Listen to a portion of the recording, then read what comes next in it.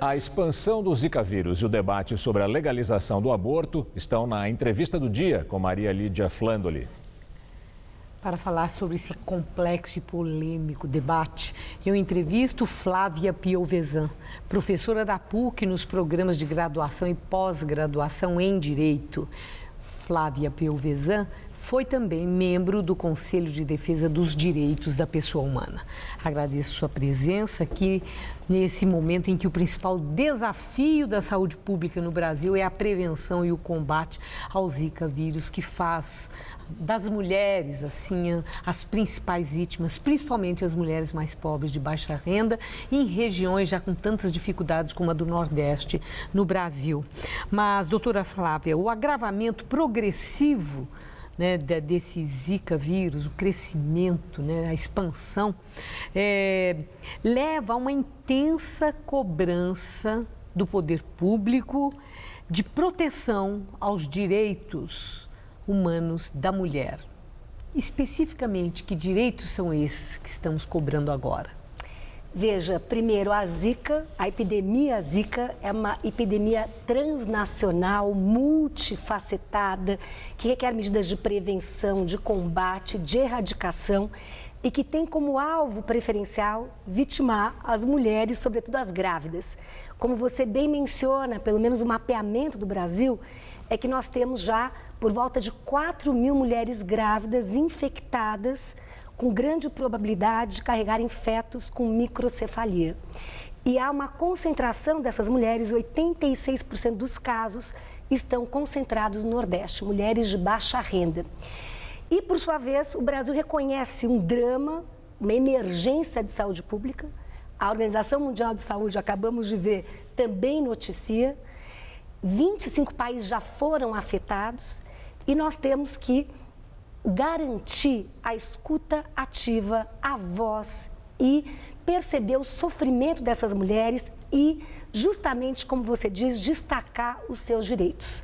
Então, me parece fundamental aí ter essa escuta ativa, a voz das mulheres, e essa é a minha defesa à luz da ordem jurídica constitucional brasileira e à luz da ordem internacional, que seja respeitada a vontade da mulher, a sua liberdade em prosseguir nesta gravidez, com apoio do Estado, no que se refere à infância, à maternidade, inclusive com a questão aí, com o desafio da inclusão social, né, de uma pessoa com deficiência. O Brasil é parte de convenções, como a Convenção da ONU para respeito das pessoas com deficiência, ou a interromper esta gravidez sem que vá à cadeia. Esta é a minha posição. Então, agora vamos saber os limites. O debate foi reaberto sobre essa questão da legalização do aborto no Brasil, que só tem legalizado em 3 condições específicas e não é prevista, né, a questão da microcefalia, porque nem existia isso ainda quando foram definidas as regras aqui no Brasil. Há respaldo na Constituição brasileira para que o aborto seja legalizado em casos de microcefalia? Entendo que há. Quais são os argumentos? Veja, pela legislação seca, de acordo com o Código Penal, o aborto não é punido textualmente em 2 situações: quando há o estupro da mulher ou quando há grave risco à gestante. O Supremo Tribunal Federal, ao julgar a temática da antecipação do parto em caso de anencefalia, abriu os olhos para essa situação excepcional e, em nome da integridade da mulher, da sua saúde, do respeito às mulheres, veja, assegurou a liberdade de prosseguir. Se eu for uma católica fervorosa, entender, não vou conseguir carregar o drama de ter interrompido aquela gravidez, serei respeitada no meu desejo. Mas o argumento, quando o tribunal autorizou para a legalização do aborto para os casos de anencefalia, o argumento era baseado no diagnóstico sobre a condição do feto ou no sofrimento prolongado daquela mulher que daria à luz um ser que não teria condição de vida? Se nós avaliarmos a votação do Supremo Tribunal Federal e a linha argumentativa, ambos argumentos foram levantados.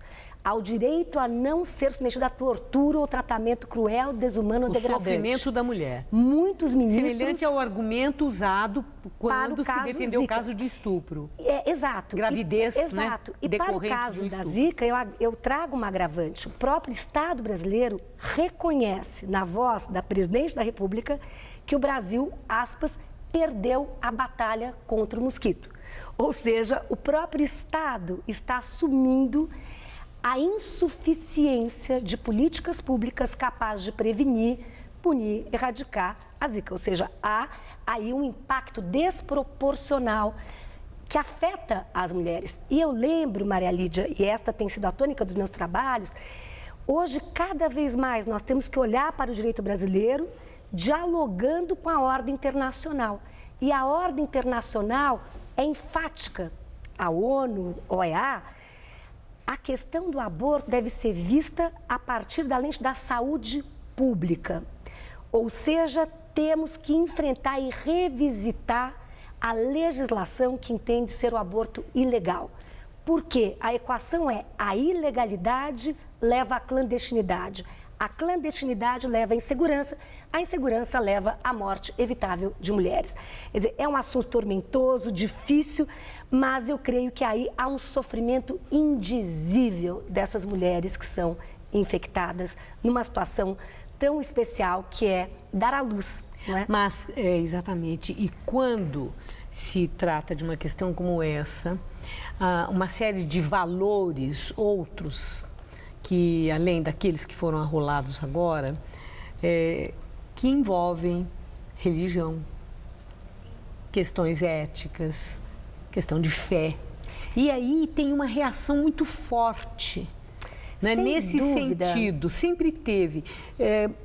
Os nossos magistrados no Supremo Tribunal, eles sinalizam uma posição em relação a essa questão, se o que os norteia são valores religiosos, éticos, ou se eles têm um olhar mais amplo para o significado de uma gravidez em circunstâncias tão adversas como essa, né, no caso da anencefalia, no caso da microcefalia, em função do aí há dois julgados do Supremo importantes. O que enfrentou o tema da anencefalia e o que enfrentou em maio de 2011 a questão do reconhecimento das uniões homoafetivas. Em ambos os casos, casos difíceis, o Supremo reforçou o princípio da laicidade do Estado, previsto pela Constituição no artigo 19 da Constituição, inciso 1, que prevê Estado é uma coisa, religião é outro. Nós temos a liberdade religiosa, que é a liberdade de ter uma religião, de não ter qualquer religião ou de mudar de religião. E o locus da religião não pode se confundir com o locus do Estado. O Estado não pode nem tampouco apoiar, subvencionar, fomentar ou obstar a religião. Então, na verdade, veja, o Estado tem que se mover à luz da razão pública e secular. E nós, indivíduos, nos alicerçamos nos dogmas privados do sagrado, nos dogmas da fé. Então, isso é nosso direito fundamental, individual. Está na declaração individual. Agora, eu não posso transpor a minha fé e impô-la a todas as mulheres brasileiras. É por isso que o que eu defendo aqui é o respeito à voz das mulheres, a escuta do seu sofrimento e que seja respeitada a sua decisão livre, informada e o seu desejo, para que esteja bem com a sua consciência, um ato de responsabilidade, não é? Um ato difícil, mas que essa mulher deve ser respeitada no sentido de prosseguir essa gravidez nessa situação ou de interrompê-la sem que haja como consequência o cárcere. Uma última questão. Como já foi mencionado, a Organização Mundial de Saúde decretou estado de emergência internacional em função da expansão do Zika vírus. E a ONU, recentemente, se pronunciou favorável ao aborto legal e seguro em casos de microcefalia. Que significado tem o posicionamento e a declaração formal de entidades com essa representatividade para países que estão com esse debate em aberto, como é o caso do Brasil, sobre a legalização do aborto?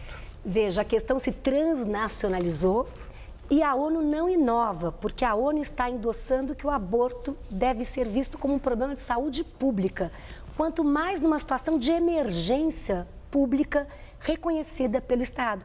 E se nós tivéssemos o mapa mundi aqui, nós perceberíamos, como lembrou o jornal El País, que o mosquito foi escolher justamente uma geografia que é absolutamente restritiva com relação aos direitos humanos das mulheres. Os países da Europa Ocidental, por exemplo, lá há uma legislação muito mais liberal. Isso não significou o fomento ao aborto. Não há prazer em realizar a interrupção da gravidez. Sempre é um ato dramático, de grande sofrimento, mas que eu creio deve ficar na responsabilidade das mulheres. Muito obrigada, doutora Flávia Pio. Eu agradeço. Uma boa Muito noite. Obrigada. Gamberi.